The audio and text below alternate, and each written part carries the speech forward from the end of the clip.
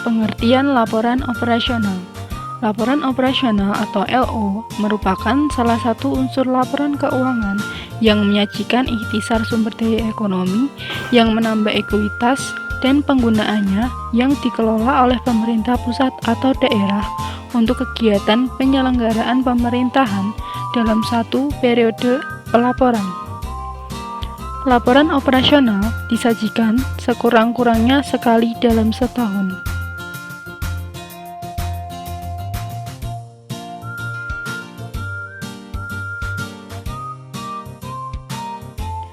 Tujuan LO. Tujuan dari LO adalah memberikan informasi tentang kegiatan operasional keuangan yang tercerminkan dalam pendapatan LO, beban, dan surplus atau defisit LO dari suatu entitas pelaporan.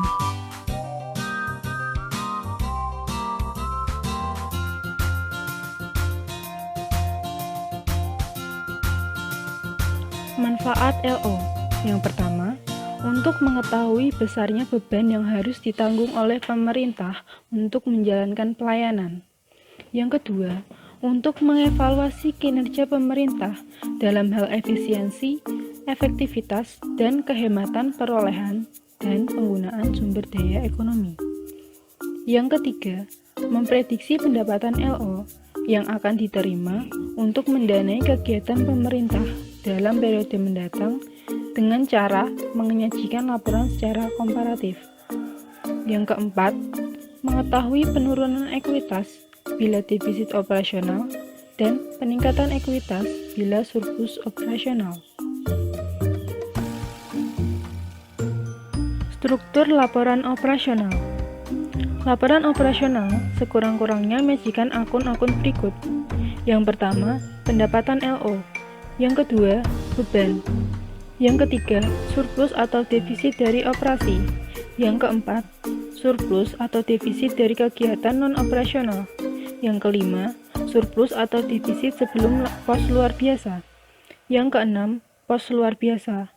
Dan yang terakhir, surplus atau defisit LO.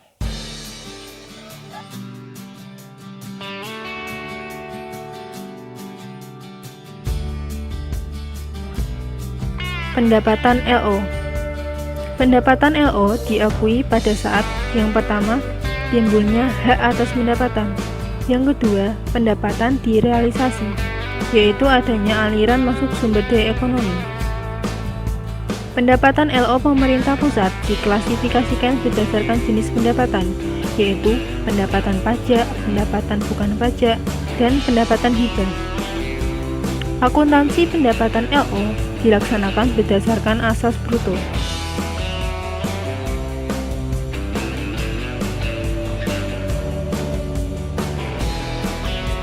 Beban.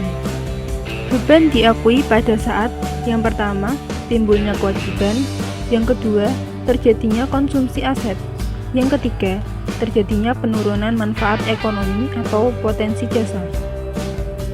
Beban diklasifikasikan menurut klasifikasi ekonomi. Klasifikasi ekonomi untuk pemerintah pusat yaitu beban pegawai, beban barang, beban bunga, beban subsidi, beban hibah, beban bantuan sosial, beban penyusutan aset tetap, beban transfer, serta beban lain-lain.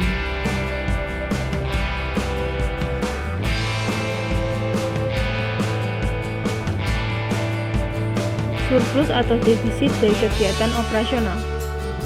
Surplus atau defisit dari kegiatan operasional adalah selisih antara pendapatan dan beban selama satu periode pelaporan. Selisih lebih atau kurang antara pendapatan dan beban selama satu periode pelaporan dicatat dalam pos surplus atau defisit dari kegiatan operasional.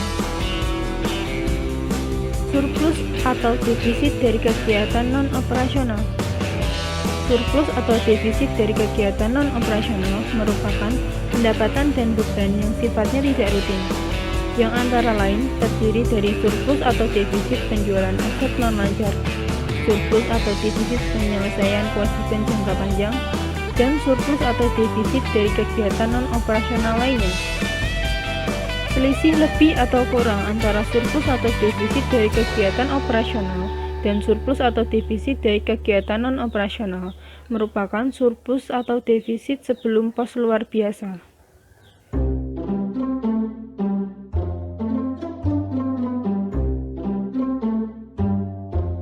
Pos luar biasa. Pos luar biasa disajikan terpisah dari pos-pos lainnya dalam laporan operasional dan disajikan sesudah surplus atau defisit sebelum pos luar biasa. Pos luar biasa memuat kejadian luar biasa yang mempunyai karakteristik sebagai berikut. Yang pertama, kejadian yang tidak dapat diramalkan terjadi pada awal tahun anggaran. Yang kedua, tidak diharapkan terjadi berulang-ulang. Dan yang ketiga, kejadian di luar kendali entitas pemerintahan.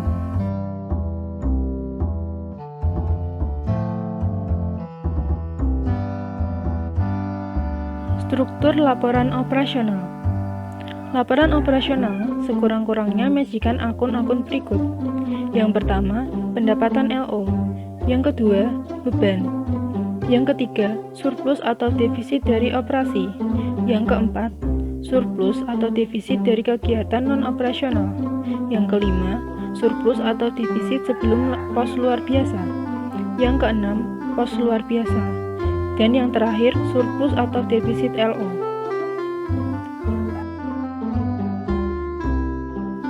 Transaksi pendapatan LO dan beban berbentuk barang atau jasa. Transaksi pendapatan LO dan beban berbentuk barang atau jasa harus dilaporkan dalam laporan operasional dengan cara menaksir nilai wajar barang atau jasa tersebut pada tanggal transaksi dan diungkapkan pada catatan atas laporan keuangan.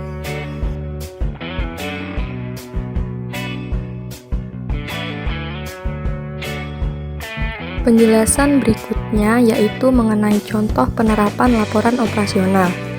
Pada video kali ini, kelompok kami menggunakan laporan operasional dari Kementerian Perindustrian pada periode 31 Desember 2017 dan 31 Desember 2016. Komponen pertama pada laporan operasional yaitu pendapatan operasional. Pendapatan operasional pada Kementerian Perindustrian ini seluruhnya berasal dari pendapatan negara bukan pajak. Pendapatan negara bukan pajak itu apa sih? Nah, jadi pendapatan negara bukan pajak adalah seluruh penerimaan yang tidak berasal dari penerimaan pajak. Contoh PNBP pada Kementerian Perindustrian ini yaitu pendapatan sewa tanah, gedung, dan bangunan, pendapatan jasa lembaga keuangan atau jasa giro, pendapatan uang ujian masuk, kenaikan tingkat dan akhir pendidikan, pendapatan denda keterlambatan penyelesaian pekerjaan pemerintah, pendapatan bea lelang, pendapatan penjualan dokumen-dokumen pelelangan, dan lain sebagainya. Komponen selanjutnya pada laporan operasional yaitu beban.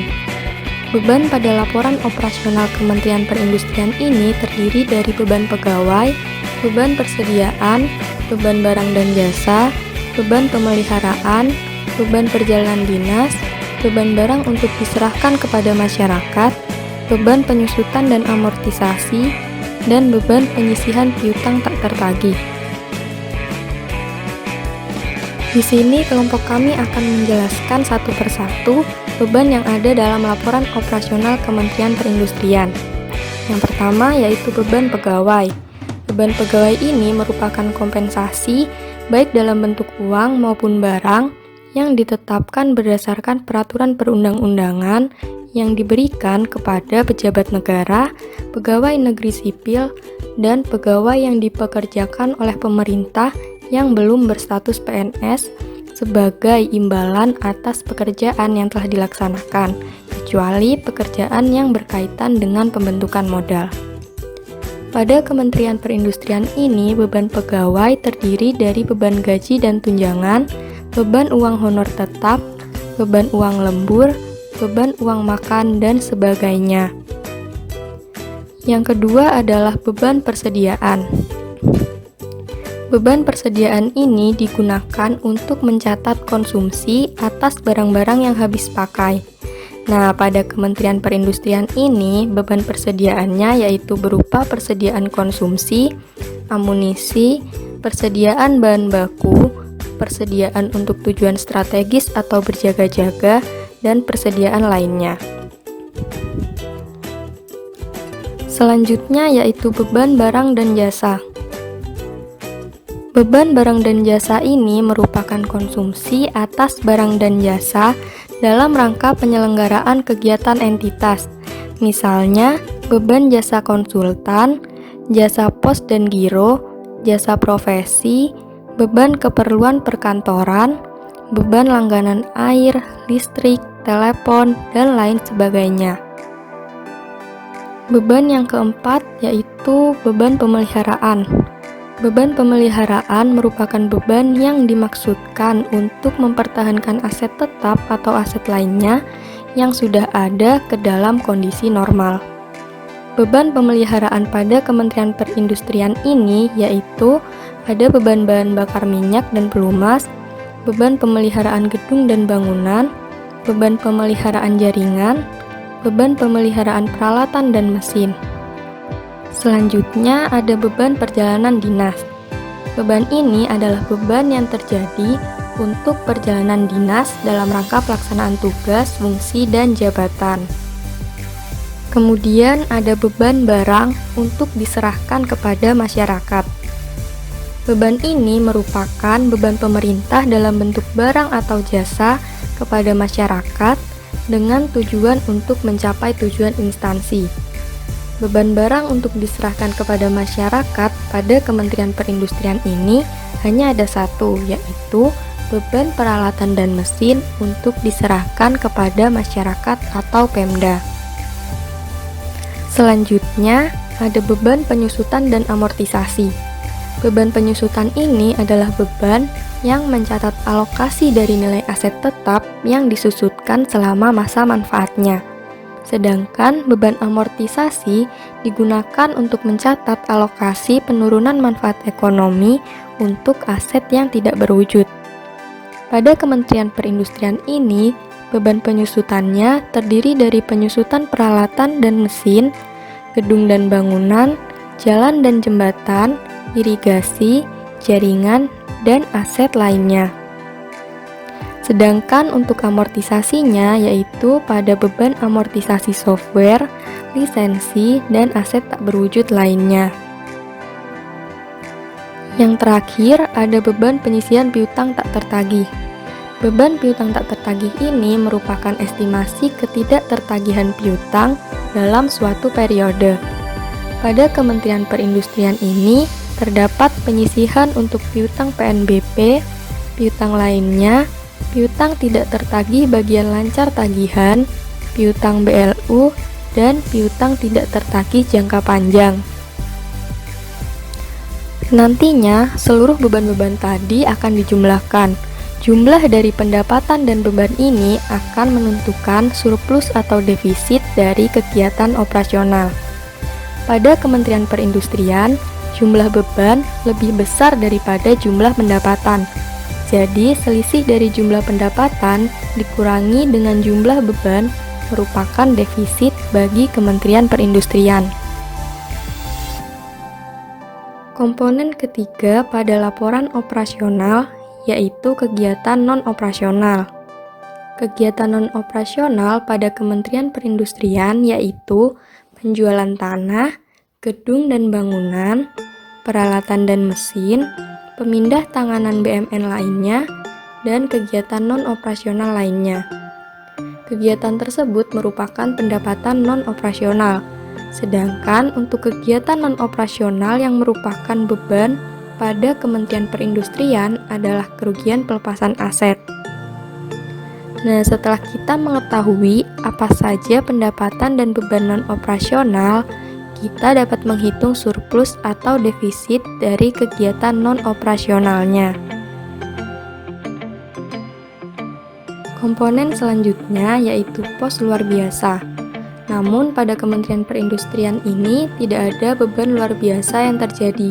Jadi, kita dapat langsung menghitung surplus atau defisit LO dengan cara menambah surplus atau defisit dari kegiatan operasional dengan surplus atau defisit dari kegiatan non-operasional. Berdasarkan perhitungan tersebut, Kementerian Perindustrian mengalami defisit untuk periode yang berakhir pada 31 Desember 2017 dan 31 Desember 2016.